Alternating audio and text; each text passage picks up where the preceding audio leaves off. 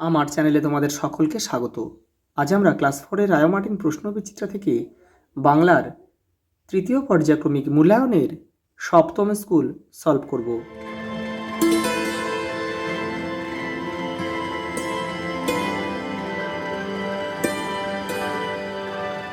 দেখো 7 নম্বর স্কুল, যারা আগের সেটগুলো দেখোনি তারা চ্যানেলের প্লে লিস্টে যাবে, ওখানে কিন্তু দেওয়া রয়েছে। দেখো, বাঘা যতীন গল্পটি কার লেখা? পৃথীন্দ্রনাথ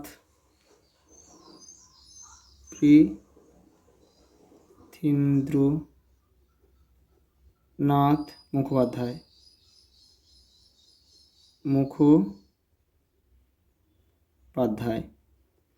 বাঘা যতীনের পুরো নাম কি? যতীন্দ্রনাথ মুখোপাধ্যায়।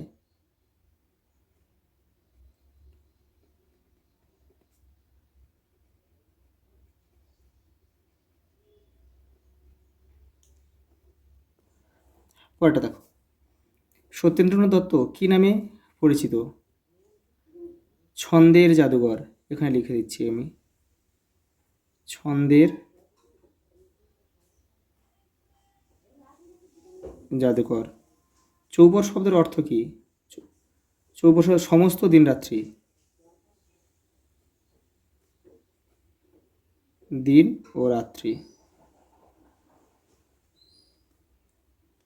দেখো পরের প্রশ্ন, রানীচন্দ্রের মায়ের নাম কি?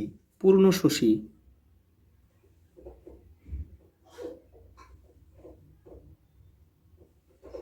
কতকের মামার বাড়ি যেতে হলে কোন কোন নদী পেরিয়ে যেতে হতো? ধলেশ্বরী,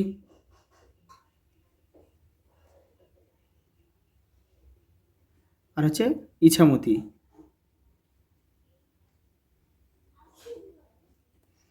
দেখো, বোবা শ্যারট কাকে বলে? দেখো তোমাদের বইয়ের 146 নম্বর পেজে রয়েছে, এই যে এখান থেকে লিখবে। আর এক রকমের হেয়ালির অভিনয় আছে, তাকে বলে দেখো ডাম স্যারেড অর্থাৎ বোবা স্যারেড।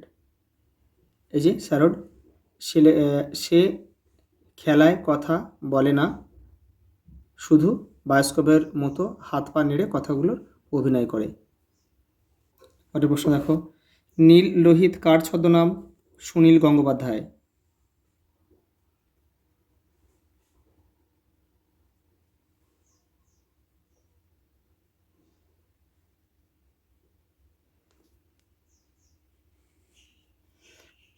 মায়াদ্বীপ গল্পে নাদের আলীর চেহারার কিরূপ বিবরণ রয়েছে? দেখো 154 নম্বর পেজে তোমাদের বইয়ের উত্তরটা রয়েছে, দেখে নাও। এই দেখো, এখান থেকে এটা লিখে দেবে যে নাদের আলীর মাথায় ঝাঁকড়া ঝাঁকড়া চুল, গালে কাঁচা পাকা দাড়ি, সবসময় তার ঠোঁটে হাসি লেগে থাকে। দেখো পরের প্রশ্ন, চেতনা রয়েছে যার সে কি পড়ে রয়?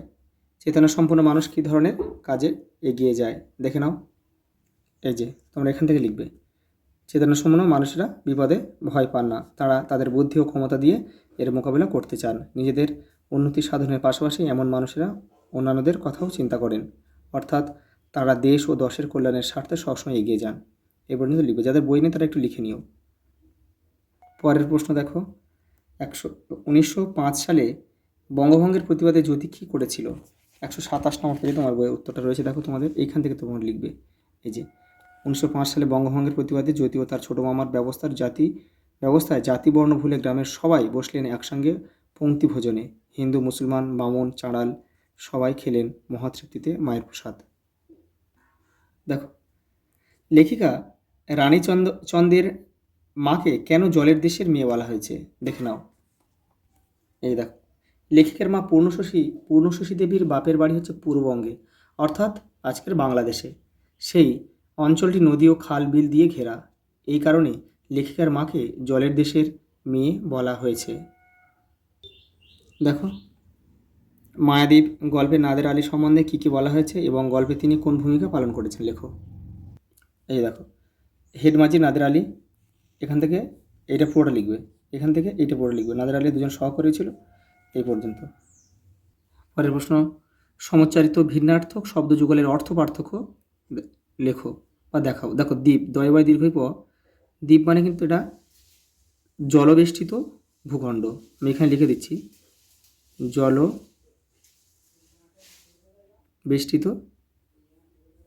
ভূখণ্ড। এবার দেখো, এই দ্বীপ, দয় দয় দীর্ঘ পদ, দ্বীপ মানে প্রদীপ। তো অন্য, এই অন্য মানে হচ্ছে ভিন্ন, ভিন্ন বা আলাদা। আর এই অন্ন মানে ভাত। দেখো এই শয্যা, শয্যা মানে বিছানা। আর এই শয্যা, শয্যা মানে সাজ লেখা যায়। দেখো দেহ, দেহ মানে এখানে দেখো এইটা দেহ মানে শরীর, আর এই দেহ মানে হচ্ছে দেওয়া, কাউকে কোনো কিছু দেওয়াকে বোঝানো হচ্ছে দেহ। আর দেহ মানে শরীর বা কায়া। আর দেখো লক্ষ্য, লক্ষ্য মানে এটা হচ্ছে উদ্দেশ্য বা নিশানা লেখা যায়। আর এই লক্ষ্যটা দেখো লক্ষ্য, এটা হচ্ছে সংখ্যা বিশেষ।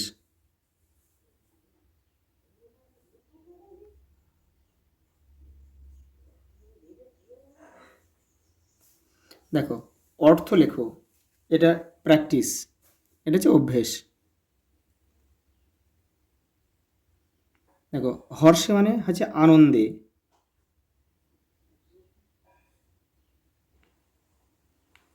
দেখো প্রতীক্ষা মানে অপেক্ষা করা।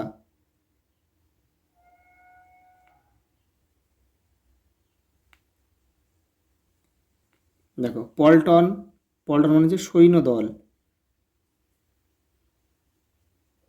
সৈন্যদল।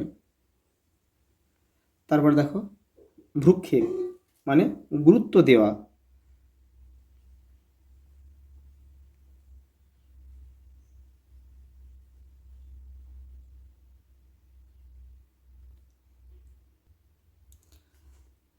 দেখো লাস্ট রয়েছে সমার্থক শব্দ লেখো দুটি করে। আকাশ, গগন, অম্বর বা আসমানও লেখা যায়। দেখো চাঁদ, আমরা লিখি চন্দ্র। তারপরে মধুকর লেখা যায়,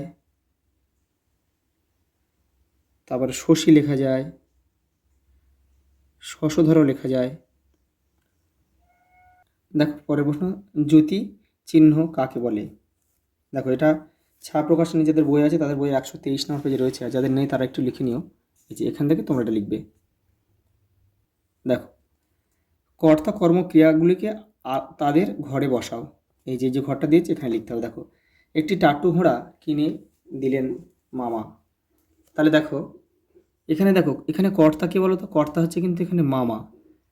আচ্ছা এই কিনে দিলেনটা হচ্ছে তোমার ক্রিয়া, আর ক্রিয়াকে কি দিয়ে প্রশ্ন করলে কি হয়? কর্ম পাওয়া যায়। তা কী কিনে দিল? একটি টাট্টু ঘোড়া। তাহলে একটি টাট্টু ঘোড়া হচ্ছে, এটা হচ্ছে কর্ম, টাট্টু ঘোড়া। আর এখানে ক্রিয়া হচ্ছে কিনে দিলেন। আর এখানে কর্তা হচ্ছে মামা। দেখো পরেরটা দেখো, জ্যোতি বাউল গান শোনে। তাহলে এখানে দেখো কর্তাকে জ্যোতি,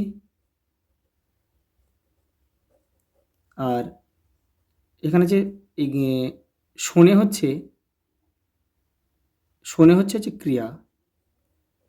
আর দেখো কী শোনে, ক্রিয়াকে কী দিয়ে প্রশ্ন করলে কর্ম পাই আমরা? তাহলে কী শোনে? বাউল গান। তাহলে বাউল গান হচ্ছে কর্ম, বাউল গান। নিচের বাক্যগুলি থেকে সর্বনাম পদ খুঁজে বের করো। দেখো বিশেষের পরিবর্তে যেটা ব্যবহার করা সেটা হচ্ছে সর্বনাম পদ। দেখো সে ছেলে, কে চাই বলো? এই সে, এই সে ছেলেটাই হচ্ছে বা বা এই সে ছেলেটাই হচ্ছে তোমার সর্বনাম পদ। এবার দেখো তোমরা মানুষ হলে দেশের কল্যাণ, এই তোমরাটা হচ্ছে সর্বনাম পদ। নাই কি শরীরে তব রক্ত মাংস প্রাণ, এই তবর হচ্ছে সর্বনাম পদ। তারপরে দেখো কোন বাক্যে কোন ভাব প্রকাশ পেয়েছে লেখো। দেখো প্রশংসা, বিস্ময়, প্রশ্ন আর সংশয়। দেখো এটা যখন এই বিস্ময়বোধক চিহ্ন থাকবে, এইটা এই চিহ্নটা দেখো একটা দাঁড়িয়ে দিয়ে একটা পুটকি রয়েছে, একটা বিন্দু রয়েছে, তখন তোমরা হচ্ছে এই বিস্ময়বোধক চিহ্ন এটা দিয়ে দেবে। দেখো কি যে ভালো লাগতো, দেখো একটা বিস্ময়বোধক চিহ্ন আছে, তাহলে এটা আমরা কি করব? এটা বিস্ময়ে লিখব। এটা হচ্ছে বিস্ময় প্রকাশ পেয়েছে। এবার দেখো, সেই নদীটার নামও খুব মিষ্টি, বাতাসি, তাহলে এটাকে প্রশংসা হচ্ছে।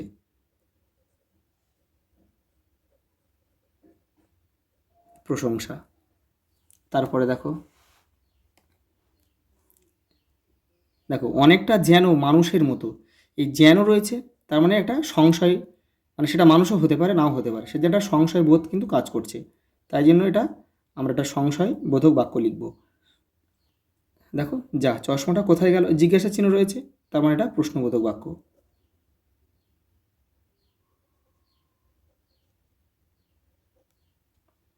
দেখো পরে 9 দাগে, যে কোনো একটি বিষয়ে অনুচ্ছেদ লেখো, মানে একটা রচনা লিখতে হবে। এখানে 3টে দিয়েছে, দেখো, পরিবেশ দূষণ, আমার প্রিয় উৎসব, রবীন্দ্রনাথ ঠাকুর। দেখো আমি 3টেই লিখে দিচ্ছি, তোমাদের যেটা ভালো লাগে সেটা তোমরা লিখবে, দেখে নাও।